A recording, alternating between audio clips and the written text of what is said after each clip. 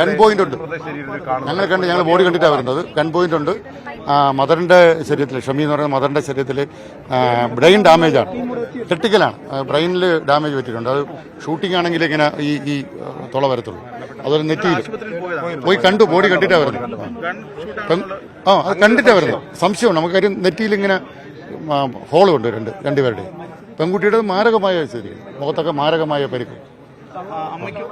അമ്മയ്ക്കും അതിന്, അമ്മയ്ക്കും നെറ്റിയിൽ ഈ ഡാമേജാണ്, ബ്രെയിൻ ഡാമേജ് വന്നിരിക്കുന്നത്. തലയ്ക്ക് മാറി. അനുജൻ സ്പോട്ടിൽ തന്നെ മരിച്ചു. കാര്യം മാരകമായി മുഖത്തും എല്ലാം. നമ്മൾ ആ ബോഡി കണ്ടാൽ തന്നെ അറിയാം, നെറ്റിയിലും ഇവിടെയൊക്കെ.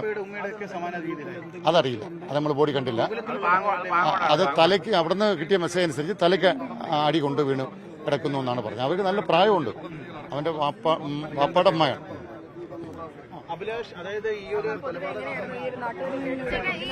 അല്ല, ഇത് ഇവിടെ മനസ്സിലാക്കാൻ കഴിഞ്ഞത് അങ്ങനെ സമൂഹത്തിൽ ഇടപെടുന്ന ഒരു ആളല്ല.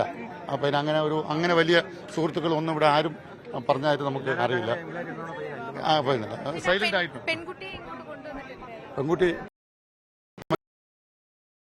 നമ്മൾ മനസ്സിലാക്കുന്നത്, ഈ മരിച്ച ലത്തീഫിന്റെ മകൾ അവിടെ ആറ്റമ്പുറത്തുനിന്ന് അവിടെ നിന്നും പഞ്ചായത്ത് മെമ്പർ അടക്കം പറഞ്ഞത് അവിടെയൊക്കെ കൂട്ടി ചെന്നു അവരെയൊക്കെ സ്വീകരിക്കണമെന്നൊക്കെ പറഞ്ഞു എന്നാണ് മനസ്സിലാക്കുന്നത്. അതിന് ശേഷമാണ് ഈ സംഭവം. ആരും അറിഞ്ഞില്ല ഈ സംഭവം.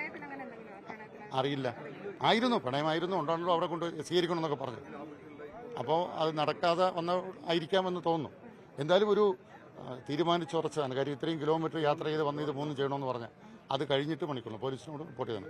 അവൻ പോയിസൺ അടിച്ചിരുന്നു, മെഡിക്കൽ കോളേജിൽ കഴിഞ്ഞു, വേറെ കഴിയുമെന്ന് പറഞ്ഞു. അപ്പോൾ അതുകൊണ്ട് അങ്ങനെ ഒരു ഒന്നും അറിയില്ല. അങ്ങനെ ഉള്ളതായിട്ടൊന്നും ഇവിടുത്തെ നാട്ടുകാർക്ക് പോലും അറിയില്ല. വേറെ ജനങ്ങളുമായിട്ട് അങ്ങനെ 4 മണിക്ക് ഇവിടെ കണ്ടവരുണ്ട്. 4 മണിയായ സമയത്ത് പയ്യനോട് കണ്ടവരുണ്ട്. 4 മണിക്ക് ഇവിടെ തൊട്ട് അയിലൊക്കെ കണ്ടവരുണ്ട്. വേറെ ഒരു വ്യതിയാനം മുഖത്ത് കാണാനൊന്നുമില്ലെന്നാണ് യാത്ര ചെയ്തിരിക്കുന്നു. ഇത്രയും കിലോമീറ്റർ യാത്ര ചെയ്തിരിക്കുന്നു. അപ്പോൾ അത് തന്നെ ഒരു തീരുമാനിച്ചുറച്ച് ആയിരിക്കണം എന്ന് വിശ്വസിക്കും. അവിടെ താഴെപ്പാങ്ങോട്ട് അവിടെ പോയിട്ട് പിന്നെ ആറ്റുംപുറത്ത് വന്നു. അതും ഒരുപാട് കിലോമീറ്റർ കഴിഞ്ഞ് വന്നാണ് ചെയ്തിരിക്കുന്നത്. അത് കഴിഞ്ഞ് 12 കിലോമീറ്റർ കഴിഞ്ഞാണ് ഇവിടെ വന്നിരിക്കുന്നത്. അവിടെ പാപ്പാടെ ഉമ്മ, രണ്ടാമത് മാമായും മാമി.